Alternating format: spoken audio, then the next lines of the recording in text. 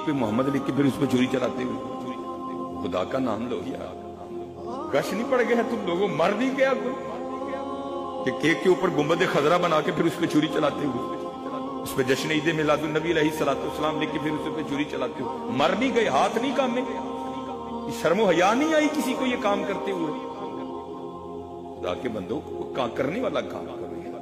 ایک پہ نبی علیہ السلام کا نام مبارک لکھ پہ اس پہ چھری چلا رہے ہیں. ان باتوں کو یہ نہ 2-3 گزارشات ہیں محفلیں کرانے والوں سے اور میلاد پہ لنگر بانٹنے والوں سے. ایک لنگر وہ ہے جو ابا جی کے ختم سے منسوب ہے, ایک وہ ہے جو بیٹے کے عقیقے سے منسوب ہے, ایک بیٹے کے ولیمے سے منسوب ہے, ایک لنگر حضور کے میلاد سے منسوب ہے. آپ نے صحیح بتانا ہے. ابا جی کے ختم کی روٹی بھی کبھی کسی نے چھتوں سے پھینکی ہے شاپروں پہ ڈال کے. دادا جی کے ختم شریف پہ کھانا پکا ہو تو چھت سے پھینک دیتے اور لفافے میں ڈالے. بچے کے عقیقے پہ, ولیمے پہ, تو میلاد پہ کیوں پھینکتے ہیں؟ کوئی یہ طریقہ ہے؟